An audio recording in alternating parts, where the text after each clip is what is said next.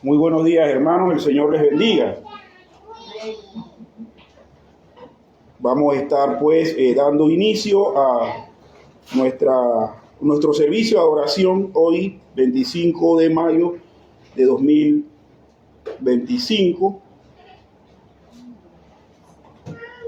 Y en la llamada adoración vamos a estar leyendo todos juntos Efesios capítulo 2, versículos del 8 al 9.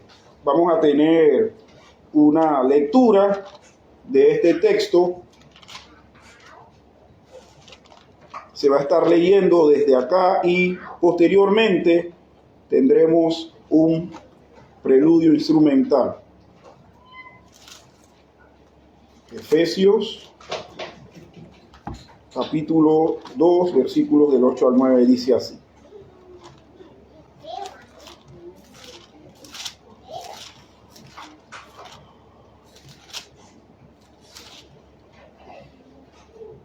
Dice, porque por gracia sois salvos, por medio de la fe, y esto no de vosotros, pues es don de Dios. No por obras, para que nadie se gloríe.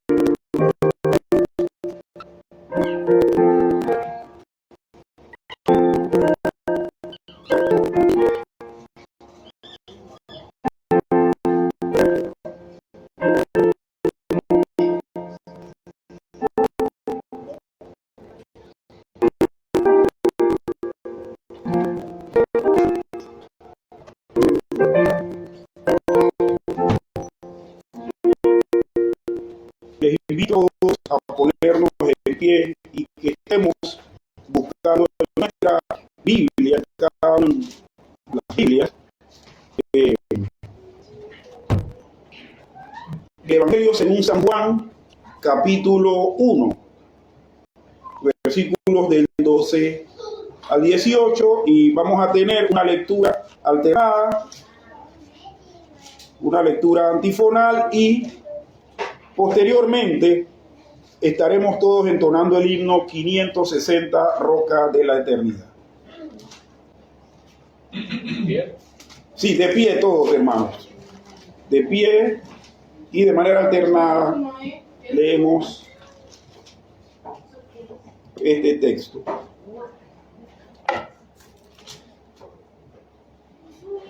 Dice, mas a todos los que le recibieron, a los que creen en su nombre, les dio potestad de ser hechos hijos de Dios.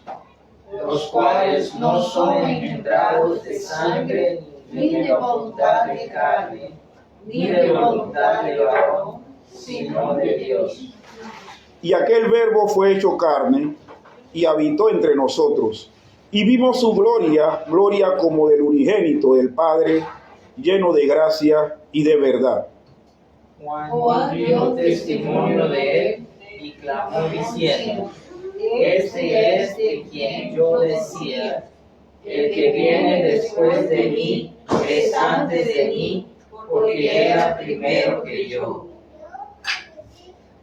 Porque de su plenitud tomamos todos, y gracia sobre gracia. Pues la ley por medio de Moisés fue dada, pero la gracia y la verdad vinieron por medio de Jesucristo. Todos juntos. A Dios nadie le vio jamás. El unigénito Hijo que está en el seno del Padre, Él le ha dado a conocer. Señor, bendiga su santa palabra. Asimismo, en pie, hermanos, entonemos el himno 560. Roca de la Eternidad. Dice la palabra del Señor: sé tú mi roca fuerte y fortaleza para salvar. Salmo 31, 2.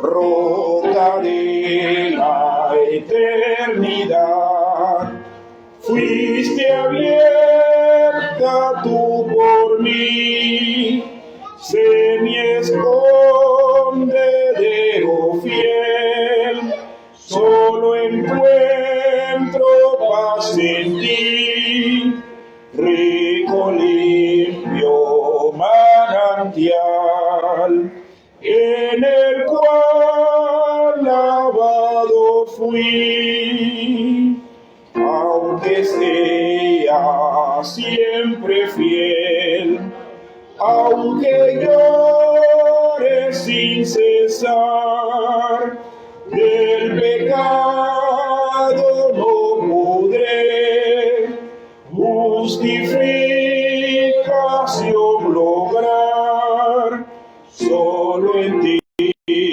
teniendo fe, deuda podré pagar, mientras haya de vivir, y al instante de expirar, cuando vaya a responder en tu augusto tribunal, sé mi escondedero fiel, roca de la eternidad.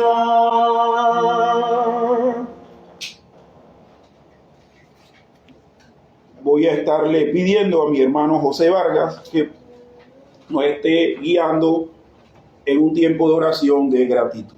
Oremos. Amado Padre, venimos delante de ti en el nombre de Jesucristo para agradecerte, Señor, por un día más que nos regala de vida, por permitirnos estar aquí reunidos, Señor, y gozar de la libertad de escuchar la predicación del Evangelio. Amado Padre, que tú seas glorificado en todo lo que hagamos en el día de hoy, que seamos edificados, Señor, por medio de tu palabra y del trabajo de tu Espíritu Santo en nuestras vidas. Amado Padre, que podamos arrepentirnos de los pecados que llevamos a cuestas y que nos conformen más a la imagen de tu Hijo Jesucristo. Amado Dios, bendice a cada uno de los que se encuentran aquí. Esto te lo pedimos, Padre, en el nombre de Jesucristo. Amén. Amén. Amén. Les invito a sentarse, hermanos. Vamos a estar también teniendo otra lectura bíblica, esta vez en Santiago, capítulo 2, versículo de 14 al 16. La epístola del apóstol Santiago, capítulo 2, versículo del 14 al 17. Vamos a tener una lectura unísona, así que todos juntos, hermanos, estaremos pues leyendo a la par este texto. Santiago 2, del 14 al 17. Todos juntos. Hermanos míos, ¿de qué aprovechará si alguno dice que tiene fe y no tiene obras? ¿Podrá la fe salvarle?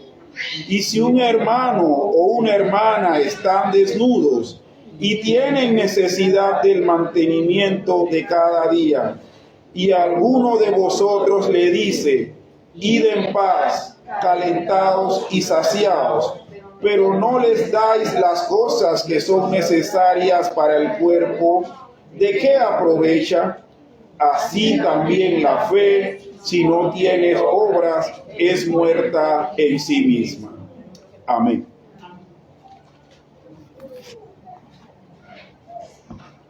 Entonemos el himno 300, Sublime Gracia. Les invito, hermanos, a ponernos en pie nuevamente y entonar todos juntos el himno 300, Sublime Gracia. Dice Romanos capítulo 3, verso 24, siendo justificados mediante la redención que es en Cristo Jesús, Ok. Sí. Siendo justificados mediante la redención que es en Cristo Jesús. Mientras cantamos, hermanos, podemos ir acercándonos y dejar la ofrenda que haya traído delante del Señor. Himno 300. Sublime. Sí. Okay. Okay. ¿Qué pasa? No lo había leído.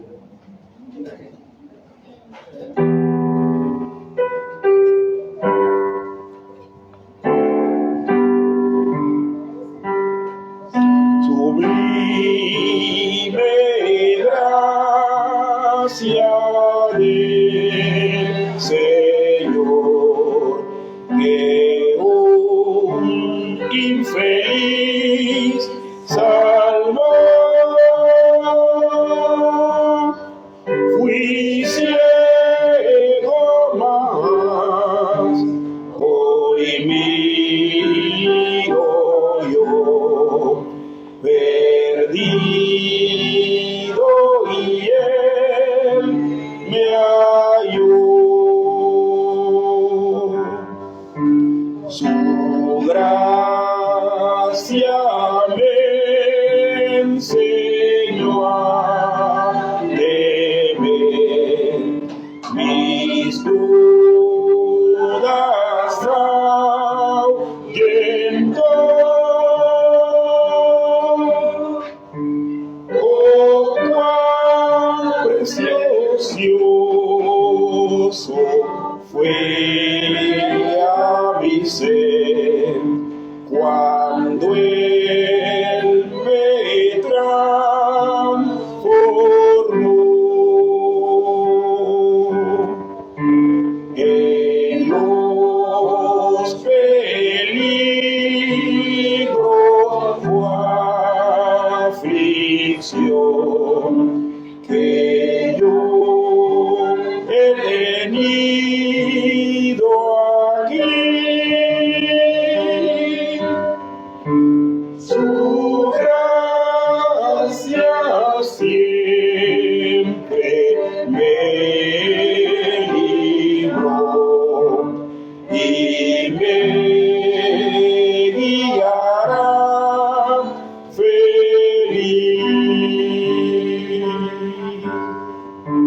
Y cuando en Sión por siglos mil brillando esté cual sol, yo cantaré por siempre allí su amor que me salvó.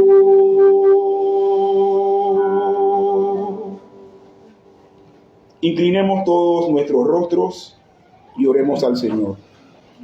Gracias, Padre, en este momento, por el perdón que das por nuestros pecados.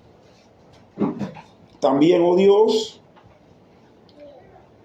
agradecemos por esta gracia sublime que tú nos has permitido a nosotros, viles pecadores, no merecedores, que hoy podamos gozar de comunión contigo, de pleno acceso a ti. Pedimos, Señor, que, como leímos en el texto de Santiago, nosotros podamos hacer práctica, tener obras de esta salvación, de esta fe que tú nos has permitido tener. Gracias, bendito Señor. También bendice las ofrendas que se han recogido, multiplícalas, Señor, y que cumplan el cometido de seguir extendiendo y sustentando tu obra en medio nuestro. Gracias, bendito Señor. En el nombre de Jesús. Amén. Ahora nuestro pastor con la lectura del catecismo.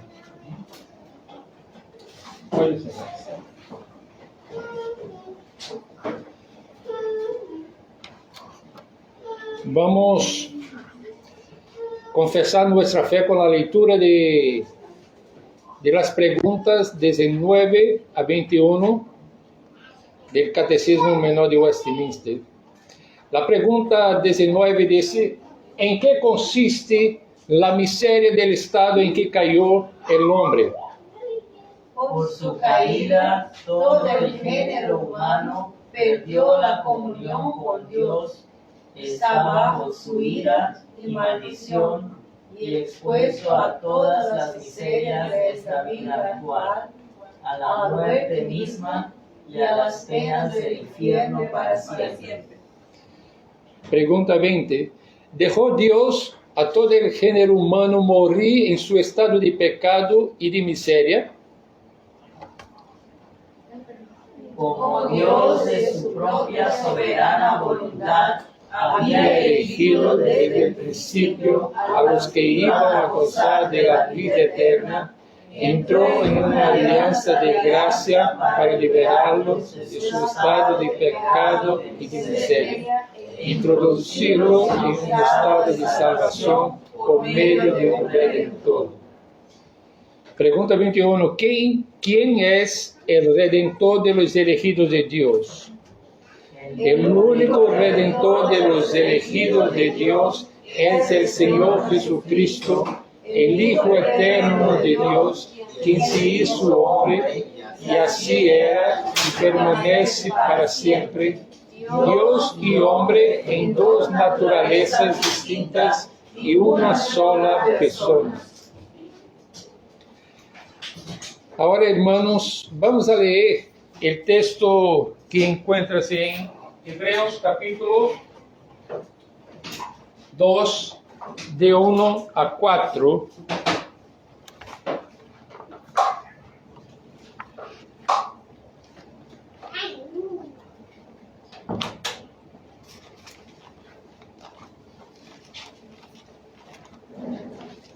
Hebreos 2,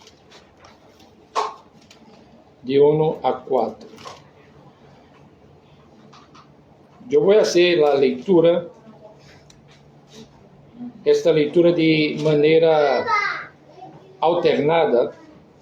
Yo leo los versículos impares y ustedes los pares. Hebreos 2, 1.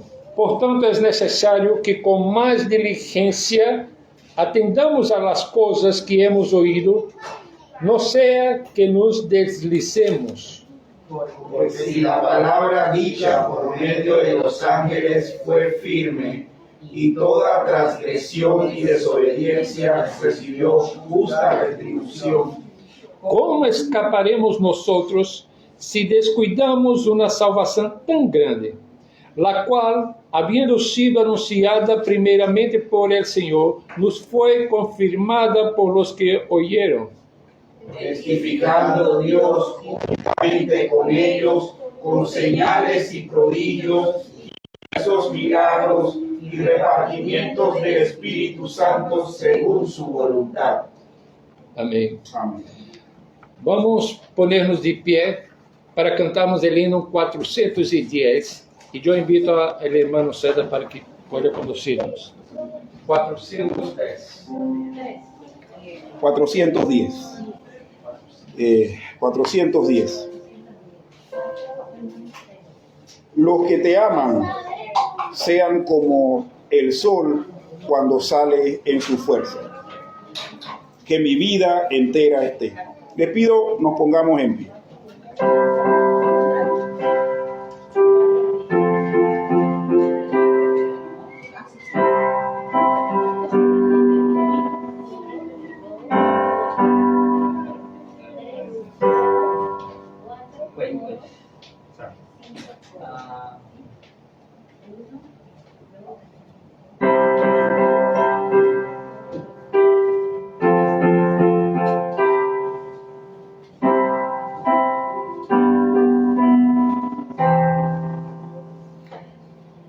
Que mi vida entera esté consagrada a ti, Señor, que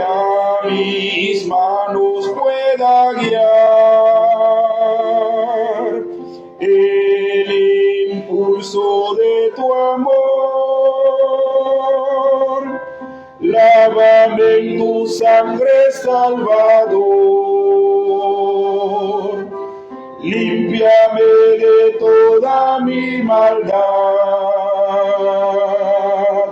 Traigo a ti mi vida para ser Señor, tuya por la eternidad. Que mis pies tan solo en pos de lo santo puedan ir, y que a ti, Señor, mi voz se complazca en bendecir.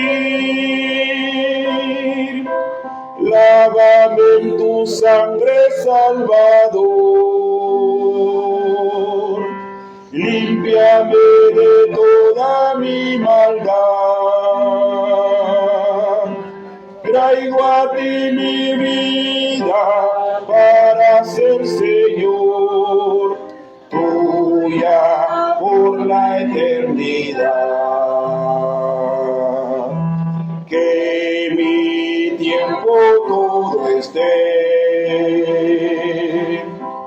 consagrado a tu honor. Que mis labios al hablar hablen solo de tu amor. Lávame en tu sangre, Salvador. Límpiame de toda mi maldad.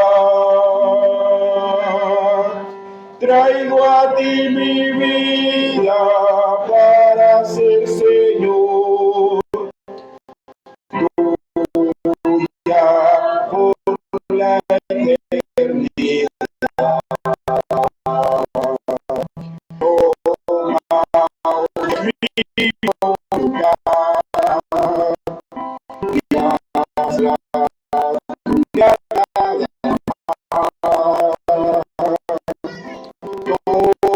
Si mi corazón por tu trono lo tendrá,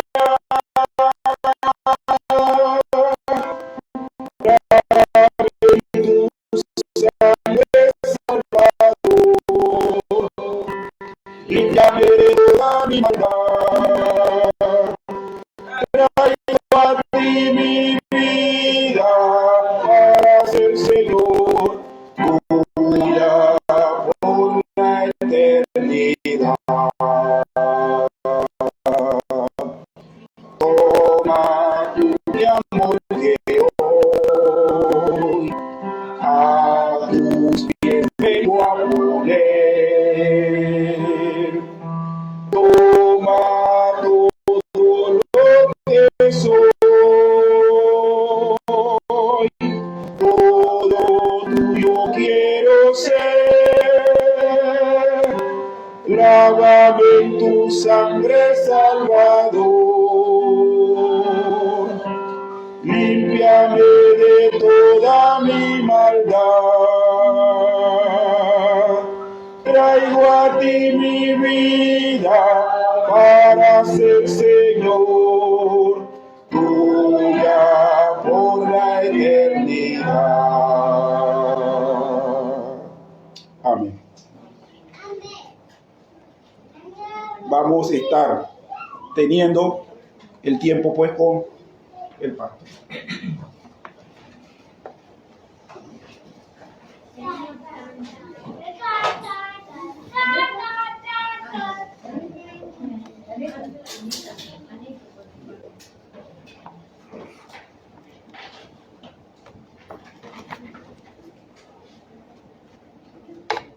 Ya no necesita la proyección. No.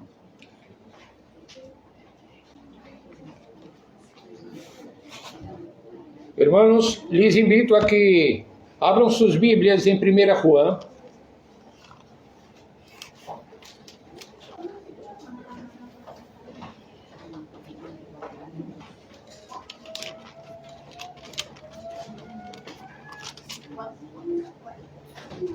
Enquanto abrimos nuestras Biblias, quiero saludarlos en nombre de Cristo, en nombre de Cristo.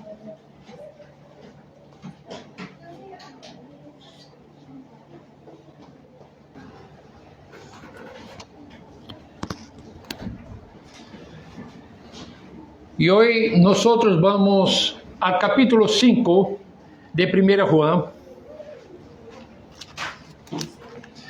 Y vamos a leer del versículo 1 hasta el versículo de número 12.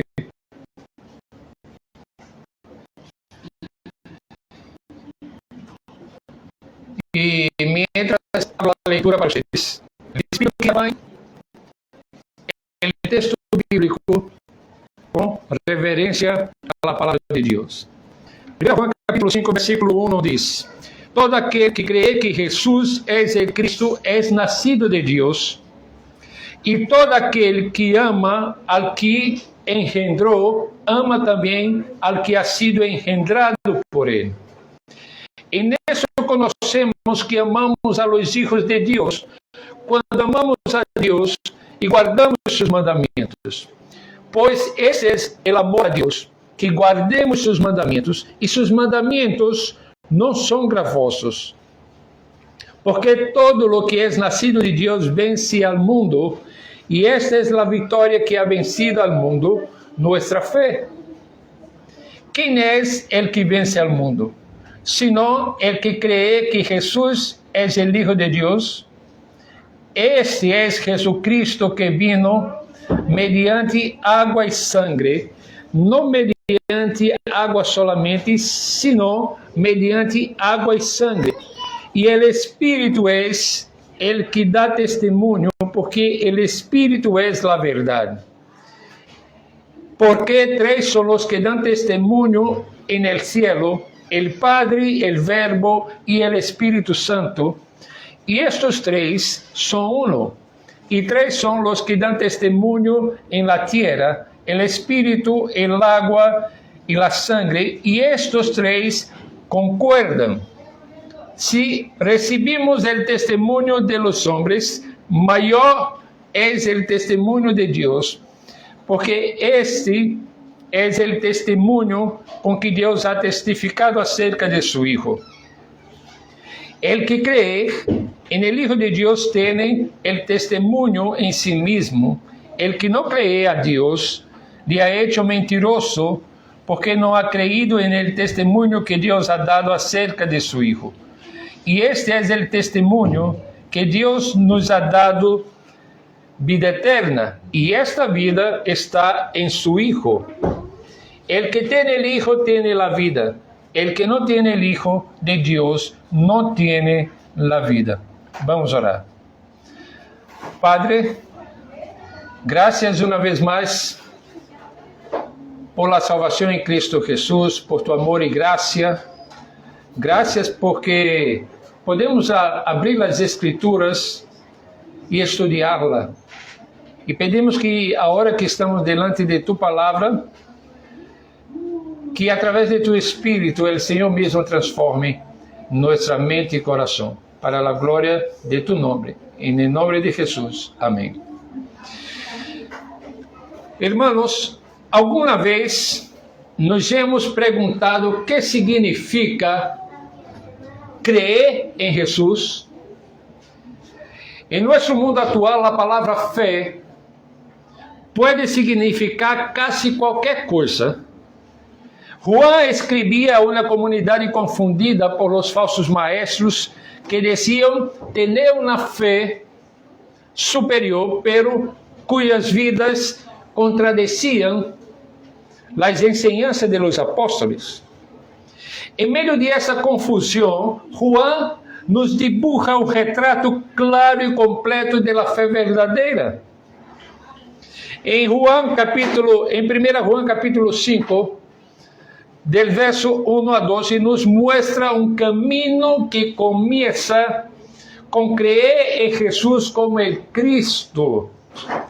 Se manifiesta en amor y obediencia, y a la continuación nos da poder para vencer al mundo y finalmente descansa en el testimonio divino que nos assegura vida eterna. Esse mensaje é especialmente importante para nós, porque muitos reduzem a fé cristiana a um sentimento pessoal, a umas regras morais ou a umas doutrinas sem conexão com a vida diária. Juan, nesse texto, nos oferece uma visão onde a fé autêntica transforma todo o nosso ser. E agora, nós vamos juntos considerar o primeiro aspecto fundamental desta fé transformadora, algo que cambia nossa identidade mesma e se derrama naturalmente em amor hacia os demais. Veamos o primeiro ponto e vamos a considerar aqui que a fé nos identifica como hijos de Deus e se expressa em amor. Versículos 1 a 3, uma vez mais, vou mencioná-los ao longo desse primeiro ponto. Aqui Juan empieza com uma verdade que é fundamental para nós. Todo aquele que crê que Jesus é o Cristo é nascido de Deus. E esta frase simples nos revela algo assombroso. Essa frase nos diz que a fé verdadeira não é simplesmente algo que decidimos. É señal de que Deus ha obrado em nós. Fíjense nas palavras que Juan usa. Juan diz: é nascido de Deus. Todo aquele que crê que Jesus é o Cristo é nascido de Deus. E quando Juan utiliza esta expressão, é nascido de Deus, está falando de algo que Deus hizo por nós. Pablo em Efésios disse que nós estávamos muertos em nossos delitos e pecados. E aqui, Juan apunta nesta direção. Habla de lo que Deus ha hecho em nós e cujos efeitos continuam. Não somos simplesmente pessoas religiosas, somos novas criaturas, somos nascidos de Deus, temos su ADN espiritual em nosso interior, pero esta nova identidade imediatamente se manifesta em amor. Diz o texto: todo aquele que ama al que engendrou, ama também al que ha sido engendrado por ele. Ou seja, a fé autêntica a qual Juan está tratando de apresentar-nos nunca está aislada. Naturalmente, essa fé produz amor hacia nossos irmãos e irmãs. E por diversas vezes, Juan, a lo largo de sua carta, habla del amor hacia los demás. Em Mateus, no Sermão de la Montanha, Jesus habla e instrui a su pueblo a amar hasta sus inimigos. Se amamos nosso Padre Celestial, também amaremos a seus outros hijos. Aqui quando disse que amamos todo aquele que ama ao que engendrou, ama também ao que ha sido engendrado por ele. Se pode tomar aqui como os demais irmãos em la fé. Essa conexão que Juan faz entre fé e amor é extremamente fundamental. Porque Juan la apresenta como uma prueba. Mira o que diz o verso 2. En esto conocemos que amamos a los hijos de Deus quando amamos a Deus e guardamos sus mandamentos. Notem a direção de esta prueba. Juan não disse, sabemos que amamos a Deus quando amamos a seus hijos, sino que sabemos que amamos genuinamente a los hijos de Dios quando amamos a Deus e guardamos seus mandamentos. ¿Por que essa direção? Porque alguns em la comunidade cristiana de aqueles entonces, comunidade que Juan se dirige, decían amar a los hermanos, pero lo hacían de una manera que contradecía la voluntad de Dios. Quizás tolerando el pecado, o comprometían la verdad en nombre de la unidad. E aqui Juan aclara que o amor autêntico sempre está alineado com o amor de Deus e a obediência a sua palavra. Em outras palavras, se eu amo a meu irmão e meu irmão está em pecado, eu devo ir a ele e mostrar-lhe biblicamente seu pecado. Se eu amo a meu irmão, pero lo veo en pecado y lo dejo metido en el pecado, esse amor não refleja o amor que está fundamentado em Deus e em la obediência a sua palavra. E Juan continua, pois este é o amor a Deus, que guardemos seus mandamentos, e seus mandamentos não são gravosos. O que quer dizer Juan é que a fé verdadeira não só produz amor, sino também obediência gozosa. E esta afirmação contradecía diretamente a los falsos maestros que separavam o amor a Deus de la obediência. Eles promoviam uma espiritualidade desconectada completamente da ética cristiana. Juan é claro, o amor a Deus se demonstra concretamente em la obediência a seus mandamentos. Devemos actuar modelados por los mandamentos del Senhor.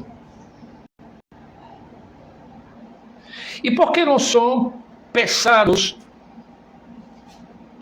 Ou por que não são gravosos estes mandamentos? Notem como Juan descreve esses mandamentos, utilizando justamente esta expressão, não são gravosos.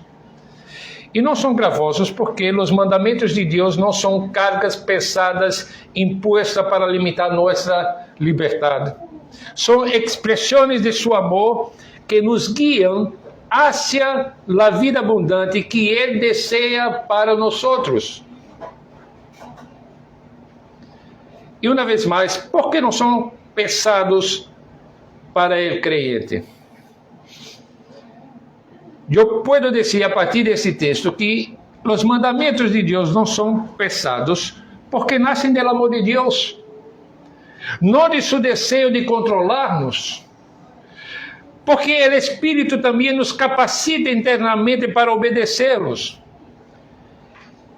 E ademais disto, esses mandamentos não são gravosos, porque nossa nova natureza, nascida de Deus, está em sintonia com esses mandamentos. E já não são regras externas, sino expressões de quienes somos realmente em Cristo. Por isso que não são gravosos, não são pesados. Os mandamentos do Senhor, se um creyente lo toma como pesados, como uma carga pesada, algo está errado. Hermanos,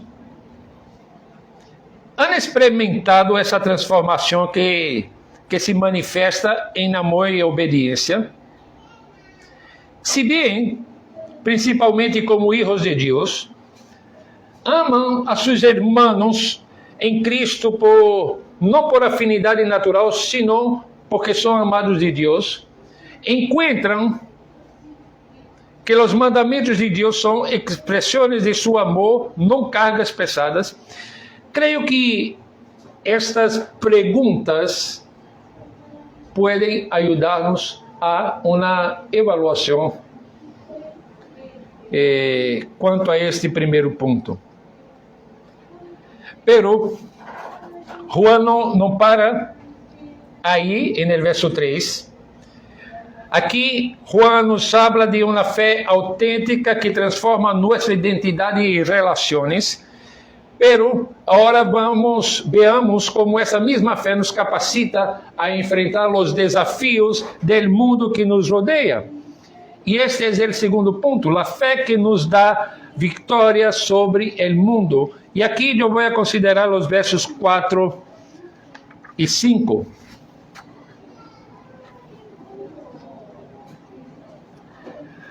Juan continua com uma promessa poderosa nesses versículos. Mira o que diz: porque todo lo que es nacido de Deus vence al mundo, e esta é a vitória que ha vencido al mundo, nossa fé. ¿Quién es el que vence al mundo? Sino el que cree que Jesús es el Hijo de Dios. Aqui Juan conecta nossa identidade como hijos de Deus com uma capacidade extraordinária de vencer al mundo.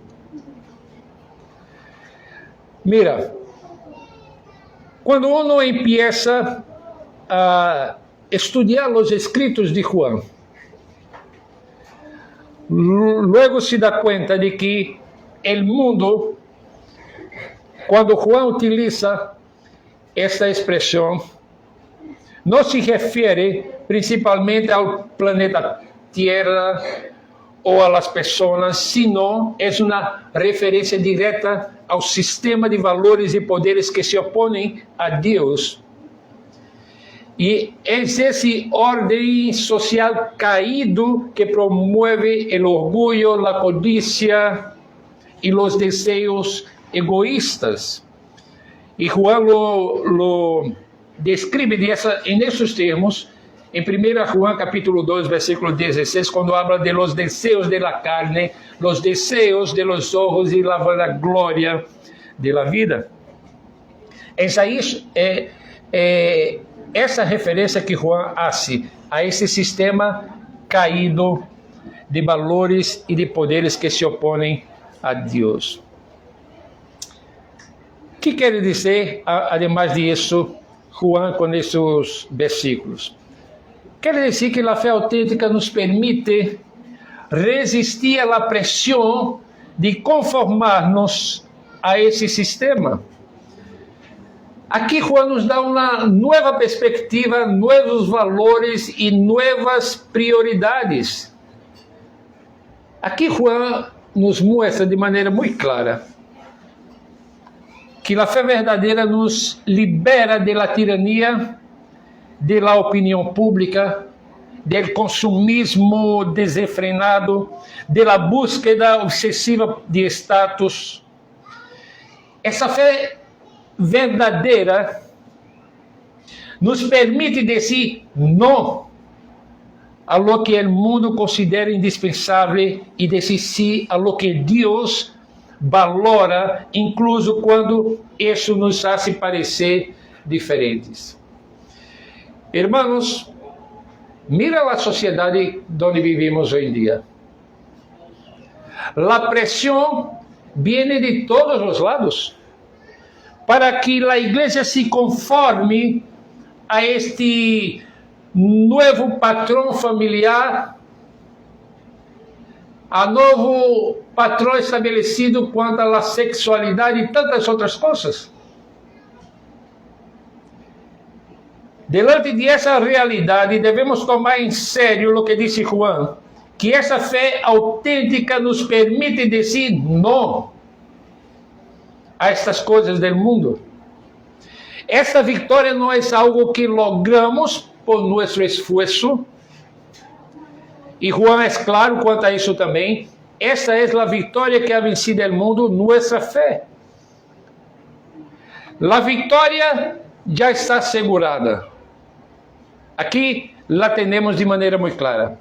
Nós estamos lutando para ganhar, estamos luchando desde la posición de quienes ya han ganado en Cristo.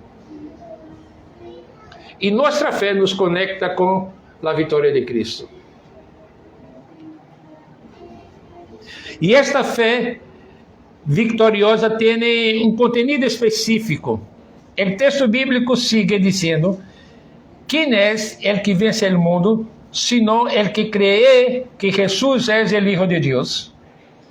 No es una fe general en un poder superior o en valores espirituales abstractos. No es fe na fe. Es fe específicamente en Jesús como el Hijo de Dios, el que vino en carne, el que murió y resucitó por nosotros.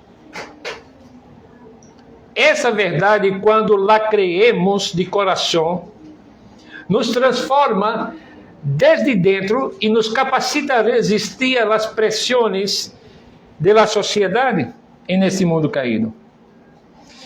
Esta enseñança de Juan era especialmente relevante nos primeiros siglos para os primeiros leitores de Juan, que enfrentavam pressões sociais para conformar-se a práticas religiosas paganas, pero é igualmente relevante para nós hoje, que enfrentamos pressões para adotar valores contrários aos valores de Cristo.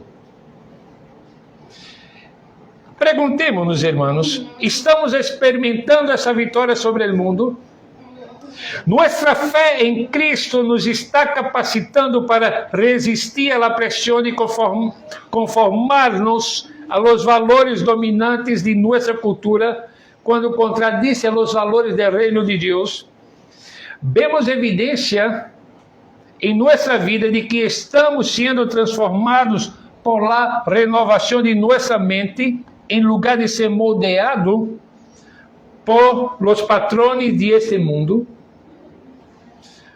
Outra vez, a intenção das perguntas é evaluar nossa vida cristiana à luz de esse texto.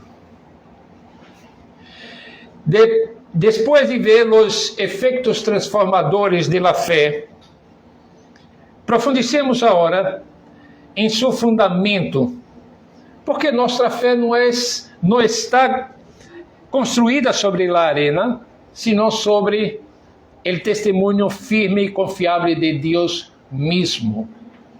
Essa fé que nos transforma em filhos de Deus, que nos llena de amor hacia o outro e nos dá poder para vencer a este mundo caído, é uma fé que está fundamentada no testemunho divino e que nos assegura vida eterna. Aqui nós vamos considerar nesse terceiro ponto os versículos de 6 a 12. E creio que para muitos cristianos esse texto parece um pouco complicado de interpretar, pero nós vamos tratar de apresentárselo com a graça de Deus de uma maneira mais sencilla. En los versículos 6 y 12, Juan cambia el enfoque de los efectos de la fe a la base de la fe. Quiere asegurarse de que entendemos que nuestra fe no es una construcción subjetiva, sino una respuesta al testimonio divino de que Dios ha dado acerca de su Hijo. Esse es Jesucristo, que vino mediante água e sangue, não mediante água solamente, sino mediante água e sangue. E o Espírito é o que dá testemunho, porque o Espírito é a verdade. Acabei de ler o verso 6. Aqui Juan utiliza a palavra água e sangue. E provavelmente se refere ao bautismo de Jesus, ou seja, ao início de seu ministério público e a sua crucificação, a culminação de sua obra redentora, e juntos abarcam toda sua missão terrenal. Mira que Juan está escrevendo em um contexto onde os falsos maestros dudavam ou negavam, mejor dicho, a humanidade de Cristo ou sua divindade. E Juan, quando habla de que ele vino em água e sangue, hace uma referência à encarnação de Cristo. Ou seja, Juan está tratando, uma vez mais, de contestar esta enseñança de los falsos maestros. E Juan enfatiza que Jesus vino não mediante água solamente, sino mediante água e sangue. Isso é, como dijo, uma resposta direta aos falsos maestros que não aceitavam o bautismo de Jesus, pero negavam, que aceitavam o bautismo, pero negavam a importância salvífica de sua morte física. E aqui Juan insiste neste ponto. El mesmo que foi bautizado é o que morreu em la cruz. A encarnação foi real e completa. Essa é a defesa que Juan apresenta delante de los falsos maestros. El versículo 7 dice, porque tres son los que dan testimonio en el cielo, el Padre, el Verbo y el Espíritu Santo. Y estos tres son uno. Verso 8, y tres son los que dan testimonio en la tierra, el Espíritu, el agua y la sangre, y estos tres concuerdan. Veamos um comentário breve sobre o versículo de número 7. Primeiro, a maioria das versões em espanhol, sim, a maioria, não apresentam o versículo de número 7, porque diz que não se encontra em los manuscritos griegos mais antigos e que possivelmente foi añadido o verso 7 más adelante en una de las traducciones latinas hechas en aquellos entonces. Pero el de que la Reina Valera, así como la Reina Valera secta, así como también la traducción en portugués y otras traducciones, mantiene esse versículo 7, porque entendem que é uma enseñança bíblica verdadeira, inspirada por Deus, e que não contradice os demais de lo que viene diciendo, tratando Juan de apresentar em sua carta, e tampouco vai em contra de lo que a Bíblia ensina acerca da doutrina da Trindade. Então, o testemunho celestial que encontramos no verso 7 se manifesta e confirma através do testemunho terrenal que encontramos no verso 8. E esta correspondência refleja um princípio importante na teologia reformada, que tem que ver com a revelação divina, que se comunica através de meios concretos e históricos. E o verso 8 diz, e três são os que dão testemunho em la tierra, el Espírito, el agua e la sangre, e esses três concordam.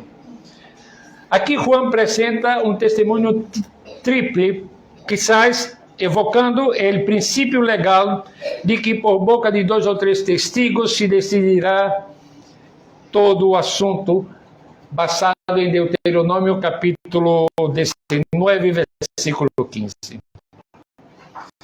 Pero eu quero mencionar uma vez mais a relação do versículo 7 e 8, ressaltando que desde uma perspectiva da teologia reformada, esses versículos de 1 Juan capítulo 5 apresentam uma relação complementar entre o testemunho eterno da Trindade no cielo e sua manifestação histórica em la tierra. Ou seja, esta relação mostra como a verdade divina acerca de Cristo se revela e confirma tanto en la esfera celestial como en la tierra, como en el testimonio terrenal.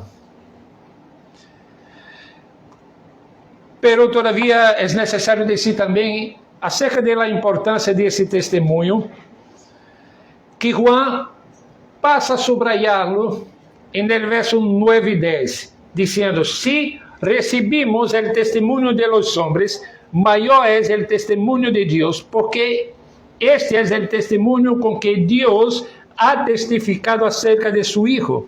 El que cree en el Hijo de Dios tiene el testimonio en sí mismo. El que no cree a Dios le ha hecho mentiroso, porque no ha creído en el testimonio que Dios ha dado acerca de su Hijo. Aquí Juan estabelece un argumento poderoso.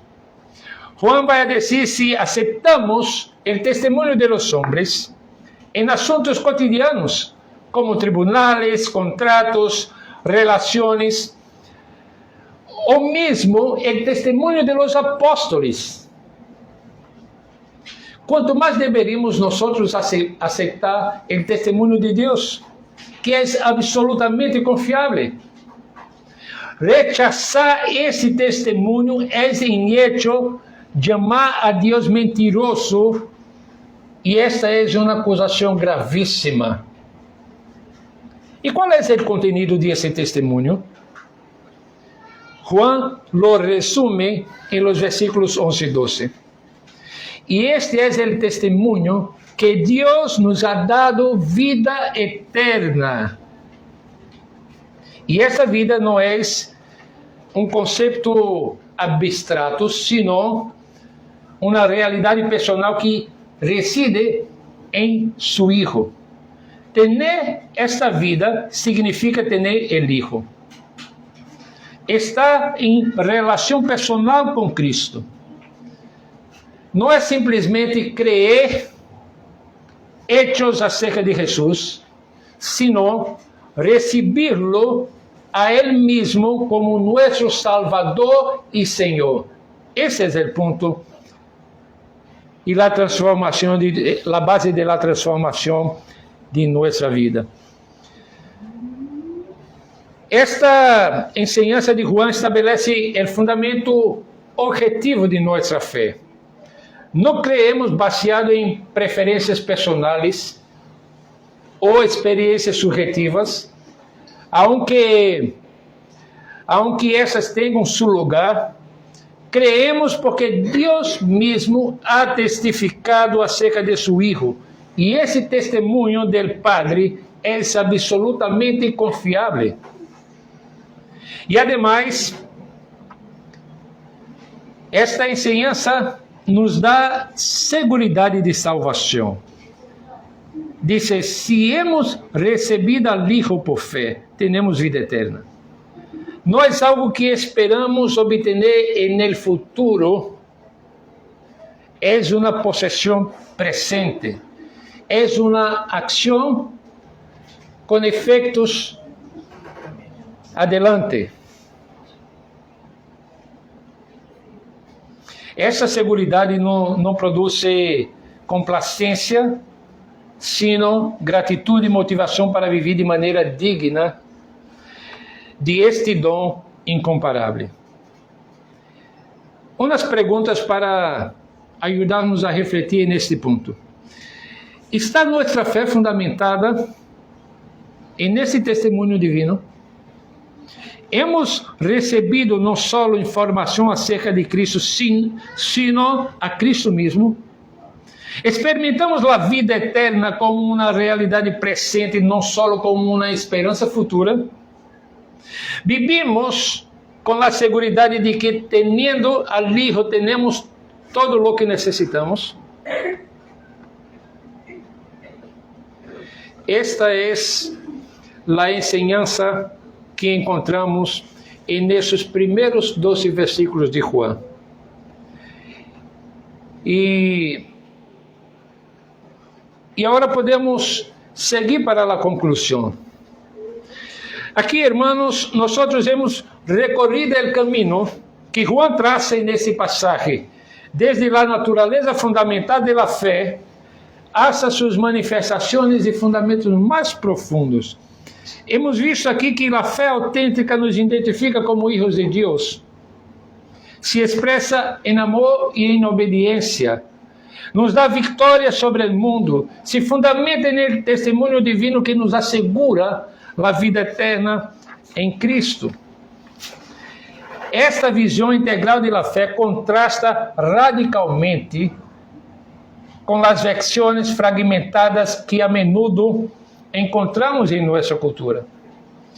Não podemos separar a fé da conduta.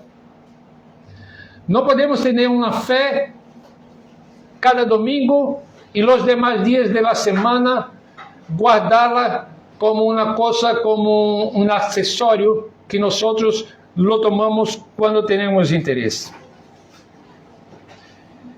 Se nós creemos em Jesus, devemos viver fundamentados em esta fé. Não podemos separar o amor a Deus do amor a los hermanos, como se pudiéramos manter uma relação vertical sem la horizontal. Não podemos separar a vitória espiritual da verdade doctrinal, como se pudiéramos vencer ao mundo sem uma compreensão correta de quem é Jesus. Pero a boa notícia é que não temos que generar esta fé transformadora por nosso próprio esforço. Essa fé é resultado de haver nascido de Deus. É sua obra em nós. Nossa responsabilidade é receber com fé o testemunho que Ele ha dado acerca de seu Filho e permitir que as implicações desse testemunho transformem cada aspecto de nossa vida. Se hoje reconheces que tu fé ha estado fragmentada, quizás has creído intelectualmente sem permitir que essa crença transforme tus relações ou conduta.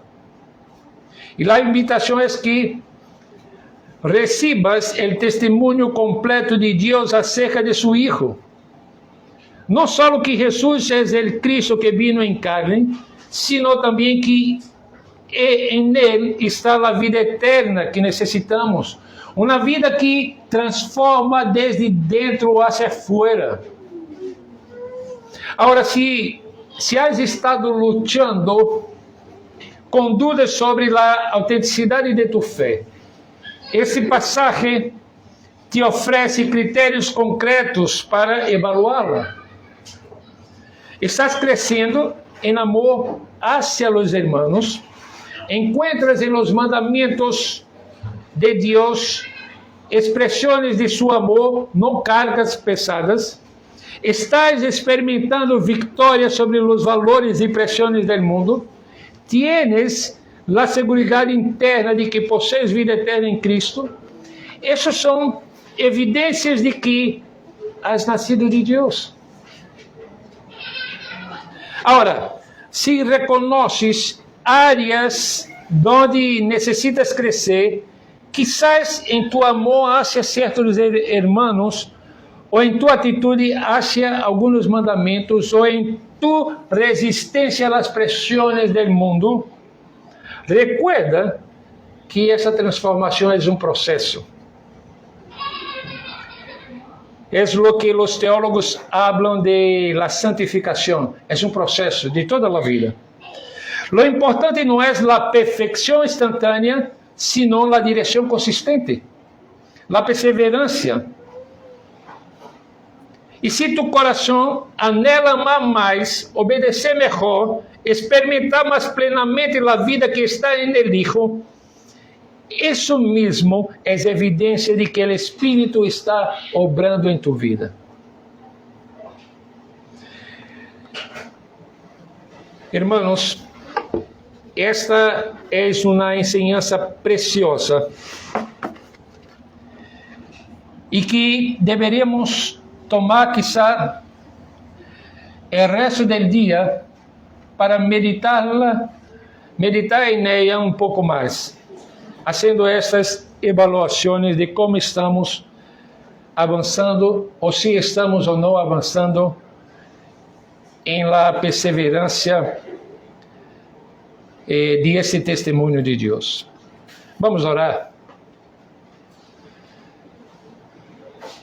Padre, alabado sea tu nombre por esta enseñanza de Juan.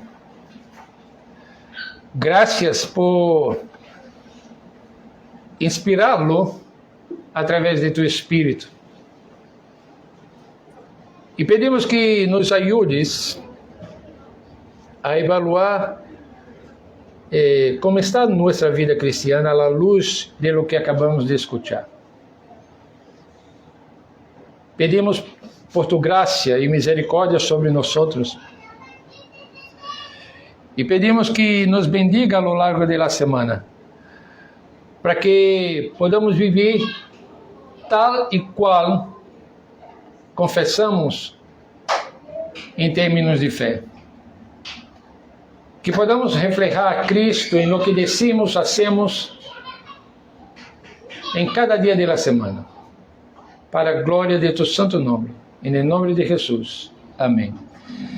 E que a graça de nosso Senhor e Salvador Jesucristo, o amor de Deus el Padre, a comunhão e a consolação do Espírito Santo seja sobre cada um de nós, hoje e por todo sempre. Amém. Amém.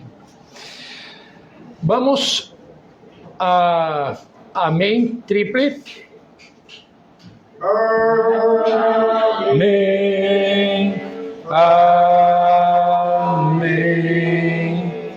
Amém.